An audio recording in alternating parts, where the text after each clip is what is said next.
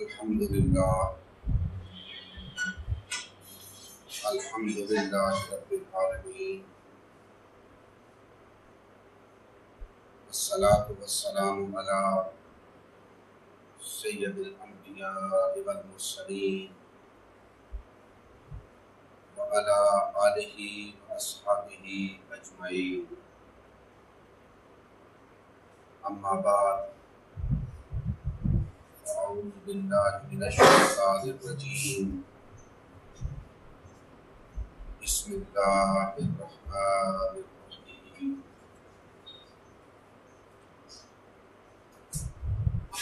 اهدنا الصراط المستقیم، صدق اللہ مولانا العظیم۔ محترم مسلمان بھائیوں، اللہ جل مجدہ کا احسان عظیم ہے جس کی توفیق و عنایت سے آپ سب بھائی مختصر سے وقت کے لیے دنیا کی رنگینیوں سے منہ موڑ کر فقط اس کی رضا کے لیے یہاں جمع ہوئے۔ اللہ کی بارگاہ میں التجا ہے کہ وہ ہم سب کی یہ حاضری، ہمارا یہاں آنا، بیٹھنا، بولنا، سننا اپنی بارگاہ میں منظور و مقبول فرمائے۔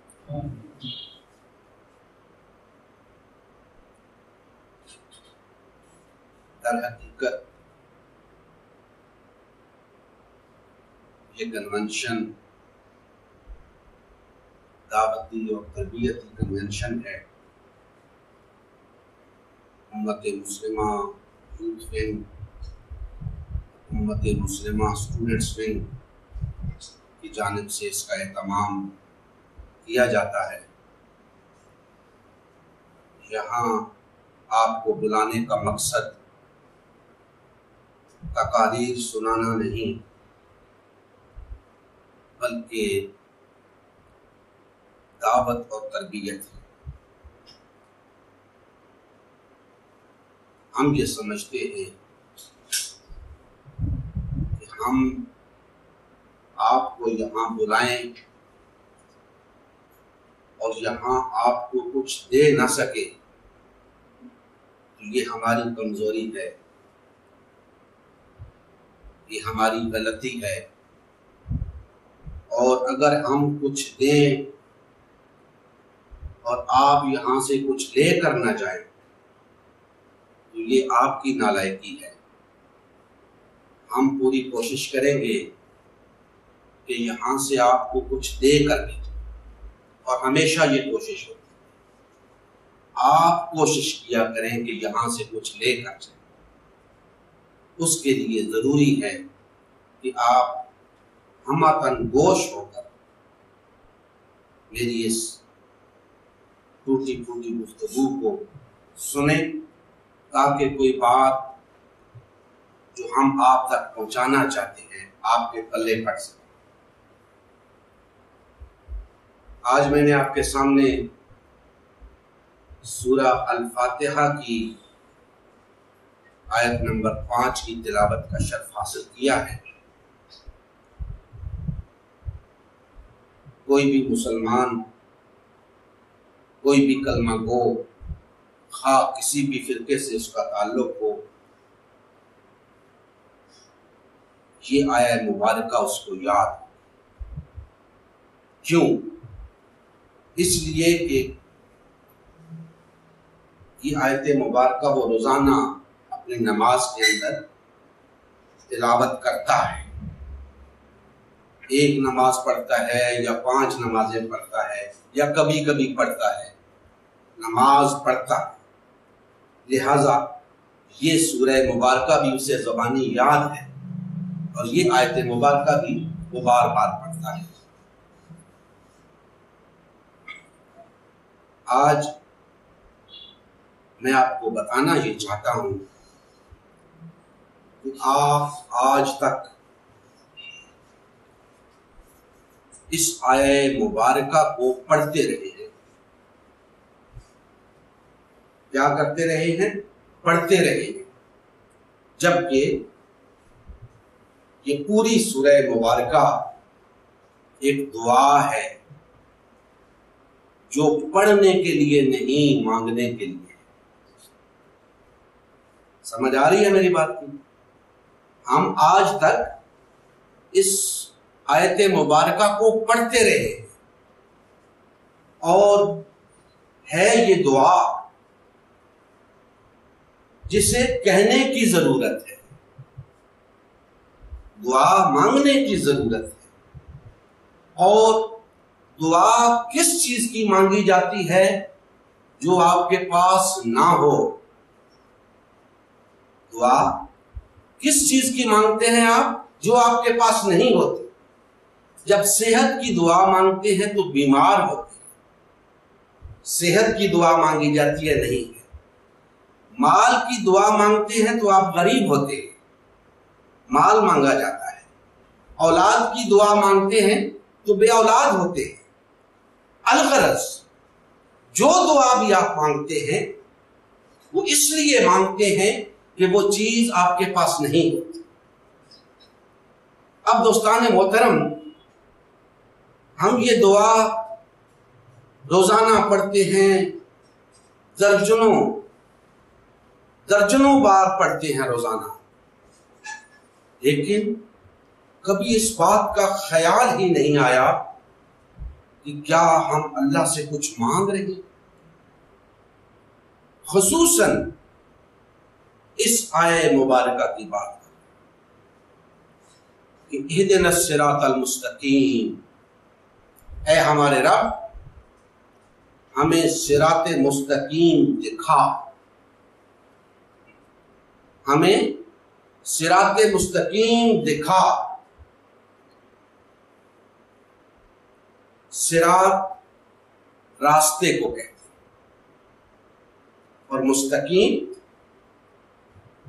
جو سیدھا ہو، تو صراط مستقیم سیدھا راستہ. دوستان محترم، نکات بہت سے ہیں آج کی گفتگو کے حوالے سے، اشارتاً ان کا تذکرہ ہوگا، ایک دو نکات پہ کچھ تفصیل سے بات ہوگی، لہذا کوشش کریں کہ ان اشارات کو بھی سمجھتے جائیں. سب سے پہلی بات جو اس آیہ مقدسہ کے حوالے سے آپ کے سامنے رکھنا چاہتا ہوں کہ اکثر و بیشتر یہ بات سننے کو ملتی ہے کہ جی یہ آیت کا معنی کچھ سمجھ میں نہیں آ رہا، یہ مفہوم کچھ سمجھ میں نہیں آ رہا. کہ جب ہم کہتے ہیں کہ اے ہمارے پروردگار ہمیں صراط مستقیم دکھا، ہمیں سیدھا راستہ دکھا، تو کیا ہم سیدھے راستے پہ نہیں کہ ہم دعا مانگ رہے ہیں؟ میں نے ابھی آپ سے عرض کیا کہ ہم دعا اس چیز کی مانگتے ہیں جو ہمارے پاس نہیں ہوتی.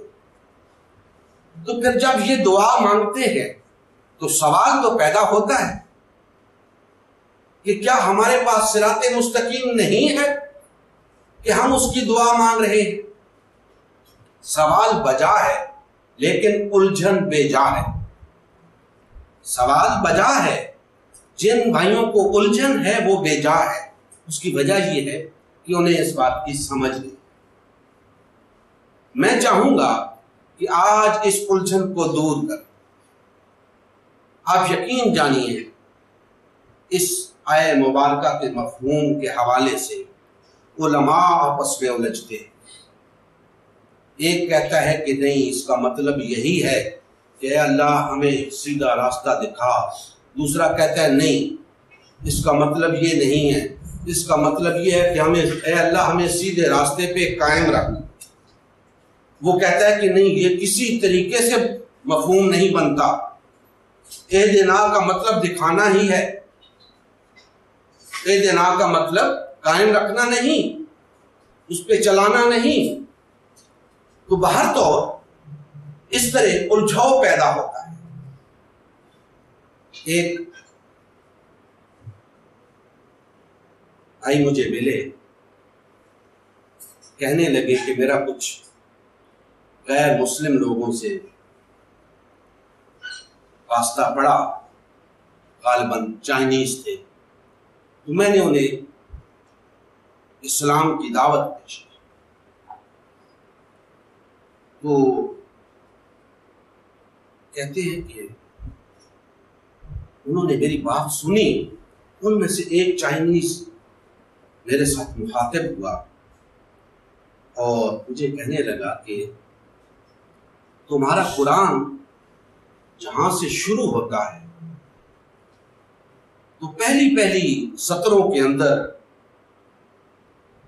لکھا ہوا ہے کہ شو اس دا اسٹریٹ پاتھ۔ ابھی تک تم لوگ کو اسٹریٹ پاتھ کا ہی نہیں پتا، اور یہی وجہ ہے کہ تم لوگ در بدر پھر رہے ہو۔ تو وہ شخص کہنے لگا کہ میں خاموش ہو گیا، میرے پاس کوئی جواب نہیں۔ دوستان محترم، ہمیں یہ الجھاؤ اس وجہ سے پیش آتے ہیں کہ ہم قرآن مجید کو اس کی روح کے ساتھ سٹڈی نہیں کرتے۔ نبی کریم صلی اللہ علیہ وآلہ وسلم کی سیرت مقدسہ کو اس طرح سٹڈی نہیں کرتے جس طرح سٹڈی کرنے کا حق ہے، ورنہ ساری بات آسانی کے ساتھ سمجھ میں آتی ہے، بشرطے کہ اسے خلوص کے ساتھ سمجھنے کی کوشش کی جائے، غیر جانبداری کے ساتھ سمجھنے کی کوشش کی جائے۔ اب ہم آگے بڑھتے ہیں اور اس بات کو سمجھنے کی کوشش کرتے ہیں کہ یہ کیا فلسفہ کیا ہے کہ جب ہم اللہ جل مجدہ کی بارگاہ میں دست سوال دراز کرتے ہیں کہ اے ہمارے پروردگار ہمیں صراط مستقیم دکھا، تو کیا ہم صراط مستقیم پہ نہیں ہوتے؟ اگر ہوتے ہیں تو پھر یہ دعا کیوں مانگتے ہیں؟ اور اگر نہیں ہوتے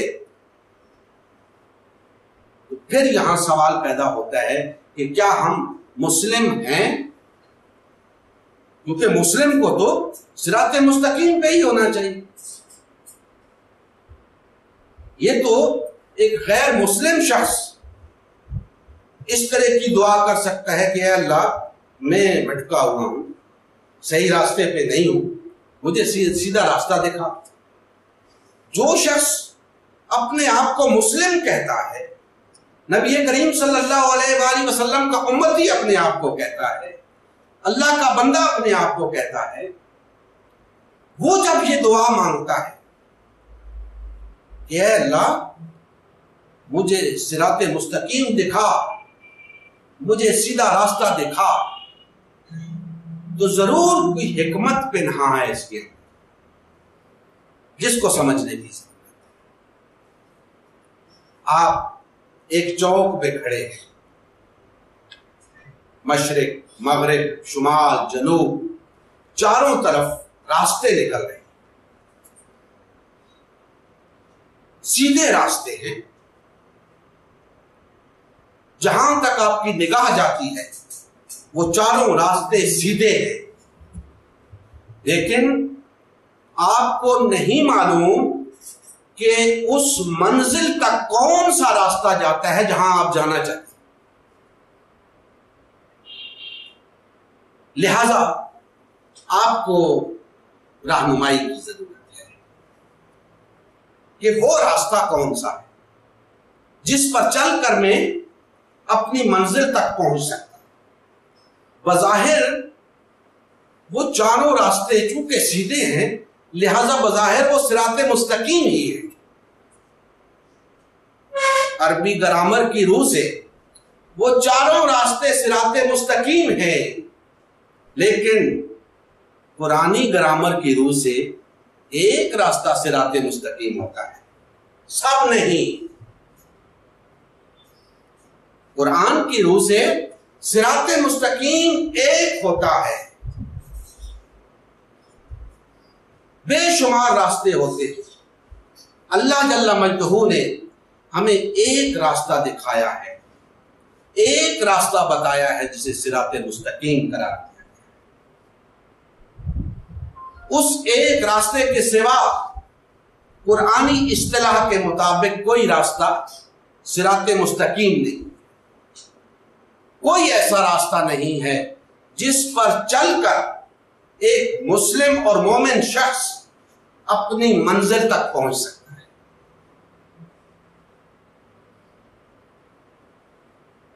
تو صراط مستقیم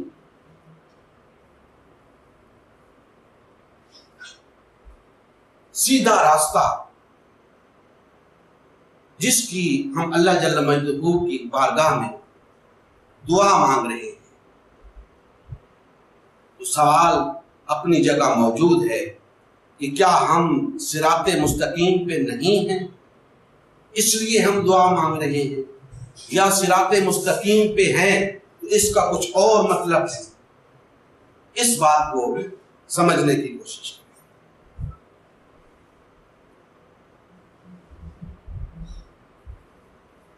اب دوستان محترم، ایک راستہ اس طرح کا ہوتا ہے کہ ایک سڑک ہے، آپ کو سڑک پہ اس راستے پہ لگا دیا جائے کہ بس اب چلتے جاؤ چلتے جاؤ چلتے جاؤ، اپنی منزل کو پہنچ۔ تو اس میں آپ کو راستے میں اور کسی قسم کی رہنمائی کی ضرورت نہیں، لیکن یاد رکھیں کہ جس صراط مستقیم کی بات اللہ جل مجدہ فرما رہے ہیں وہ اس قسم کا راستہ نہیں، وہ ذرا منفرد قسم کا راستہ ہے، وہ ایسا راستہ ہے۔ اب میری بات توجہ سے سنیں گے آپ کہ صراط مستقیم ایسا راستہ ہے جس پر چلنے کے بعد قدم قدم پر آپ کو رہنمائی کی ضرورت ہے۔ صراط مستقیم وہ راستہ ہے کہ جب آپ اس پہ چل پڑیں اس کے بعد قدم قدم پر آپ کو رہنمائی کی ضرورت ہوتی ہے۔ یہی وجہ ہے کہ آپ قدم قدم پر کہتے ہیں اہدنا الصراط المستقیم، اے اللہ ہمیں صراط مستقیم دکھا۔ جا رہے ہیں صراط مستقیم پہ، پھر بھی آپ کو قدم قدم پر رہنمائی کی ضرورت ہے، اور وہ میں آگے چل کے عرض کروں گا کہ وہ کس قسم کی رہنمائی ہے جو آپ کو قدم قدم پر درکار ہے، اور قدم قدم پر آپ کو اللہ کی بارگاہ میں حاضر ہونے کی ضرورت ہے، اور یہ عرض کرنے کی ضرورت ہے کہ اہدنا الصراط المستقیم۔ یہ اللہ جل مجدہ نے سورہ فاتحہ یوں ہی نازل نہیں فرمائی، اس کے بہت فیوز و برکات ہیں، اس کے اندر بہت معارف ہیں، سمجھنے کی ضرورت ہے۔ تو دوستان محترم، صراط مستقیم پہ جب آپ چل پڑتے ہیں تو قدم قدم پہ آپ کو رہنمائی کی ضرورت پڑتی ہے۔ ایسا نہیں جیسا آج کا مسلمان سمجھتا ہے کہ میں نے کلمہ پڑھ لیا تو میں صراط مستقیم پہ چل پڑا، اب میں اپنی منزل پہ پہنچا۔ نہیں، قرآن کہہ رہا ہے کہ تمہیں قدم قدم پر اہدنا الصراط المستقیم کہنے کی ضرورت ہے، قدم قدم پر تمہیں اللہ کی رہنمائی کی ضرورت ہے۔ یا اللہ وہ کس قسم کی رہنمائی ہے جو مجھے درکار ہے قدم قدم پر؟ یہاں پہ یہ بھی عرض کرتا چلوں کہ جب سورہ فاتحہ کا یہ مضمون بیان کیا جاتا ہے، عموماً علماء کرام نے لکھا ہے اور ان کا حق ہے ہر شخص کو اپنے فہم کے مطابق، اپنی بصیرت کے مطابق قرآن مجید کو سمجھنے کا اور اسے بیان کرنے کا حق ہے۔ لکھتے ہیں علماء کرام، جب سورہ فاتحہ کا یہ مضمون بیان کرتے ہیں کہ اے اللہ ہمیں صراط مستقیم دکھا، ہمیں سیدھا راستہ دکھا، ان لوگوں کا راستہ جن پر تیرا انعام ہوا اور جن پر تیرا غضب نہیں ہوا اور جو گمراہ نہیں ہوئے۔ اس کے بعد علماء کرام فرماتے ہیں کہ اب وہ صراط مستقیم الف لام میم کے بعد اس راستے کی نشاندہی کا آغاز ہوتا ہے، اور پورا قرآن مجید وہ راستہ ہے جس پر چلنے سے صراط مستقیم میسر آتی۔ مجھے اس پہ کوئی اعتراض نہیں۔ سوال یہ ہے کہ اگر وہ راستہ قرآن مجید ہے، اگر وہ راستہ سنت مبارکہ ہے، تو یہ تو معلوم ہے، ہر شخص معلوم کر کے اس پہ چل سکتا ہے۔ اس کے باوجود اسے یہ کہنے کی کیا ضرورت ہے کہ اہدنا الصراط المستقیم، اے اللہ ہمیں سیدھا راستہ دکھا؟ اگر راستہ موجود ہے، وہ دیکھ سکتا ہے، اس کی آنکھیں ہیں، تو پھر اسے یہ کہنے کی کیا ضرورت ہے؟ تو پتہ یہ چلتا ہے کہ وہ کسی اور راستے کی بات ہو رہی ہے، یا کسی اور ہدایت کی بات ہو رہی ہے، کسی اور قسم کی ہدایت کی بات ہو رہی ہے۔ اب بے شک ایک ہدایت قرآن و سنت کے اندر موجود ہے، شک و شبہ سے بالا تر ہے،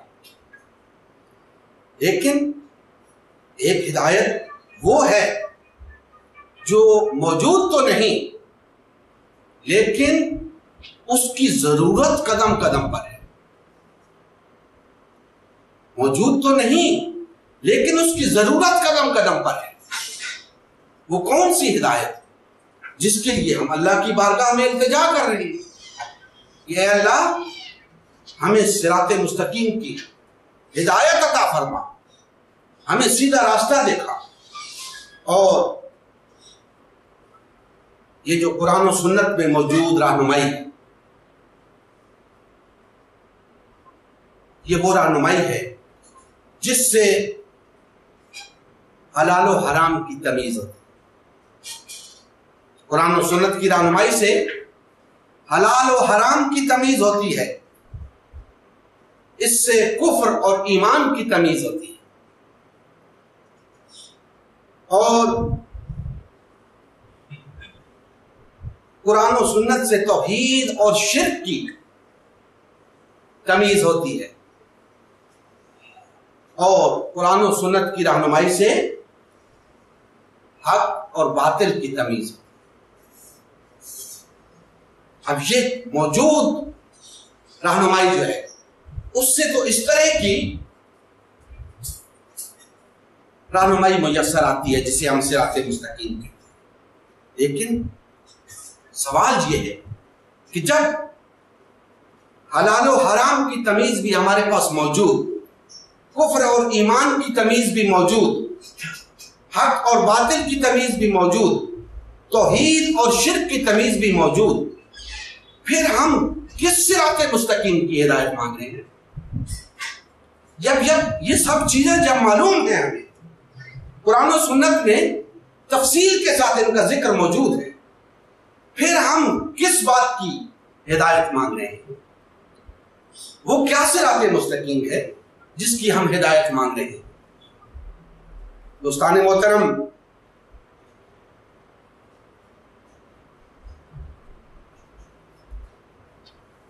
اپنی بات کو مختصر کرتے میں سورہ فتح کی ابتدائی 3 آیات آپ کے سامنے بیان کر کے اپنی بات کو ختم کریں۔ اللہ جل مجدہ نے ارشاد فرمایا بسم اللہ الرحمن الرحیم انا فتحنا لک فتحا مبینا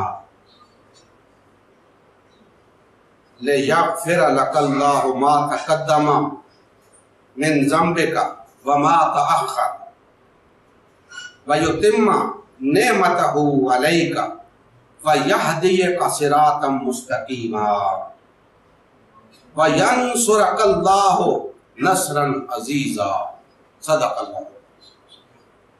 اللہ جل مجدہ نے سورہ الفتح کی ان ابتدائی 3 آیات میں ارشاد فرمایا اے نبی صلی اللہ علیہ وسلم ہم نے آپ کو کھلی فتح عطا فرما دی تاکہ اللہ آپ کی اگلی پچھلی ہر کوتاہی سے درگزر فرمائے اور آپ پر اپنی نعمت کی تکمیل کرے اور آپ کو سیدھا راستہ دکھائے اور آپ کو زبردست نصرت بخشے۔ دوستان محترم، یہ جتنی بات اس سے پہلے میں آپ کے سامنے رکھ چکا ہوں، آپ اس کو اس آیہ مبارکہ کی روشنی میں سمجھنے کی ضرورت ہے۔ صلح حدیبیہ کا موقع ہے، صلح ہوئی مسلمانوں کے درمیان اور مشرکین مکہ کے درمیان، کفار کے درمیان، اور اس صلح کو اچھا نہیں سمجھا گیا، کسی بھی صورت اس کو مسلمانوں کے حق میں نہیں سمجھا گیا۔ متعدد صحابہ کرام نے آ کر نبی کریم صلی اللہ علیہ وآلہ وسلم سے اس آیہ مقدسہ کے نزول کے بعد آ کر پوچھا کہ یا رسول اللہ کیا یہ فتح ہے؟ فرمایا ہاں فتح ہے۔ دوسرے صحابی نے آ کر پوچھا یا رسول اللہ کیا یہ فتح ہے؟ فرمایا ہاں، اس رب کی قسم جس کے قبضے میں محمد کی جان ہے یہ فتح ہے۔ صلح حدیبیہ کو اللہ جل مجدہ نے فتح مبین قرار دیا اور اس کے بعد فرمایا کہ یہ فتح تمہیں عطا کی ہے تاکہ اللہ تمہاری اگلی پچھلی ہر کوتاہی سے درگزر فرمائے اور تم پر اپنی نعمت کی تکمیل کرے اور تمہیں سیدھا راستہ دکھائے اور تم کو زبردست نصرت بخشے۔ دوستان محترم، کیا سوال پیدا ہوا یا نہیں کہ نبی کریم صلی اللہ علیہ وآلہ وسلم سے فرمایا جا رہا ہے کہ آپ کو فتح اس لیے عطا فرمائی ہے تاکہ آپ کو صراط مستقیم کی طرف ہدایت کی جا سکے، تاکہ آپ کو صراط مستقیم دکھائی جا سکے۔ تو سوال تو پیدا ہوا کہ کیا معاذ اللہ نبی کریم صلی اللہ علیہ وآلہ وسلم اور صحابہ کرام اس سے پہلے صراط مستقیم پہ نہیں؟ کیوں فرمایا جا رہا؟ اب میں وہ فلسفہ، وہ الجھاؤ آپ کے سامنے رکھنا چاہتا ہوں جس سے یہ ساری بات آپ کی سمجھ میں آ جائے گی کہ ہم کیوں روزانہ اللہ جل مجدہ کی بارگاہ میں عرض کرتے ہیں کہ اے اللہ ہمیں صراط مستقیم دکھا۔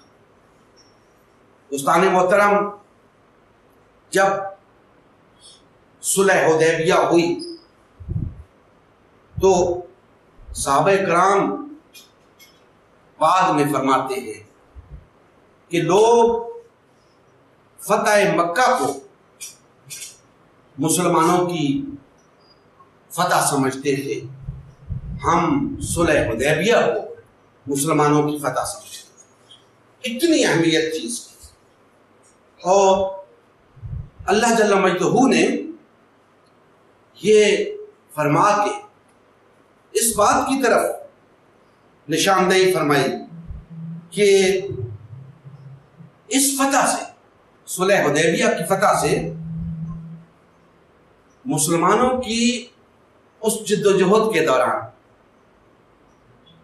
جو وہ غلبہ دین حق کے لیے کر رہے تھے، جو کوتاہیاں ان سے ہوئی، جو ان سے کمزوریاں واقع ہوئی، اللہ جل مجدہ نے فرمایا کہ میں نے وہ تمام تمہاری کمزوریاں معاف فرما دی اور تم پر اپنی نعمت کی تکمیل کر دی، اس فتح کو عطا کر دی، صلح حدیبیہ کی فتح کو عطا کر دی۔ اور اس فتح سے نبی کریم صلی اللہ علیہ وآلہ وسلم کو اللہ جل مجدہ نے فتح و کامرانی کا راستہ دکھایا۔ اس صلح حدیبیہ سے فتح و کامرانی کا راستہ کھلا۔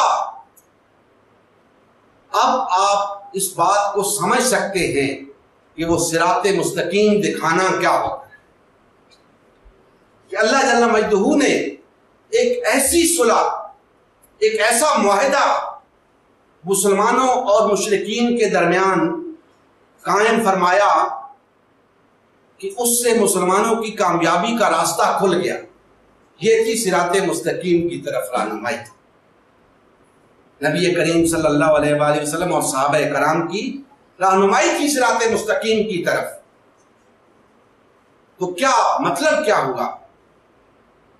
مطلب یہ ہوا کہ وہ صراط مستقیم پہ چلتے آ رہے تھے، قدم قدم پر انہیں رہنمائی کی ضرورت تھی، اللہ جل مجدہ کی رہنمائی کی ضرورت تھی۔ اس مقام پہ پہنچ کے اللہ جل مجدہ نے جو رہنمائی فرمائی اسے صلح حدیبیہ کہتے ہیں، اور اس کو اللہ جل مجدہ نے فتح مبین قرار دیا اور فرمایا کہ اب تمہارے لیے راستہ ہموار کر دیا گیا ہے، تمہیں وہ راستہ دکھا دیا گیا ہے جس پر چل کر تم دشمنان دین پر غالب آ سکتے۔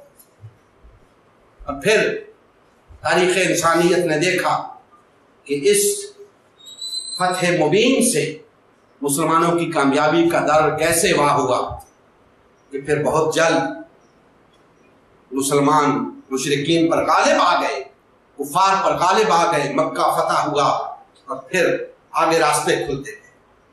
دوستان محترم، اس آیہ مقدسہ کی روشنی میں جو بات آپ بھائیوں تک پہنچانا چاہتے وہ یہ ہے کہ جس طرح نبی کریم صلی اللہ علیہ وآلہ وسلم اور صحابہ کرام ہر قدم پر صراط مستقیم کے لیے اللہ کی رہنمائی کی ضرورت تھی، اسی طرح ہمیں بھی ہر قدم پر صراط مستقیم کے لیے اللہ کی رہنمائی کی ضرورت ہے، اور وہ رہنمائی غلبہ دین حق کے لیے اس جد و جہد کے دوران آپ کو جو حکمت عملی اختیار کرنی ہے، اگر وہ اللہ کی رہنمائی سے حاصل ہوتی ہے تو وہ صراط مستقیم ہے، اور اگر وہ اللہ کی رہنمائی سے حاصل نہیں ہوتی، انسان خود اس پہ چل پڑتا ہے، وہ صراط مستقیم نہیں۔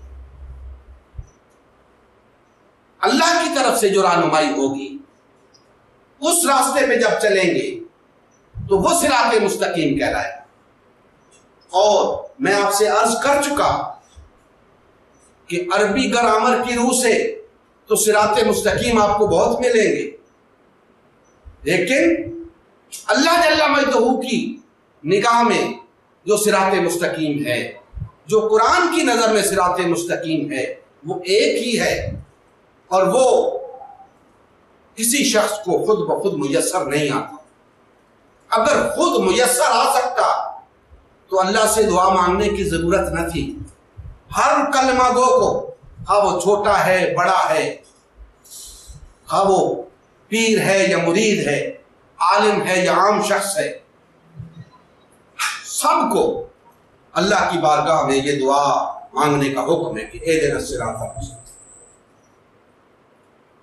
کیونکہ یہ راستہ اسی کی بارگاہ سے میسر آ سکتا ہے، یہ ہدایت اسی کی بارگاہ سے میسر آ سکتی ہے۔ دوستان محترم، اپنی بات کو ختم کرتا ہوں کہ آج ہمارے تمام کلمہ گو بھائی بے شمار چیزیں ان کے درمیان مشترک، کلمہ، نماز، روزہ، زکوٰۃ، حج، سب پڑھتے ہیں، سب اس بات کے قائل ہیں، اللہ پر ایمان، اللہ کے رسولوں پر ایمان، اللہ کی کتابوں پر ایمان، اللہ کے فرشتوں پر ایمان، آخرت پر ایمان، سب رکھتے ہیں۔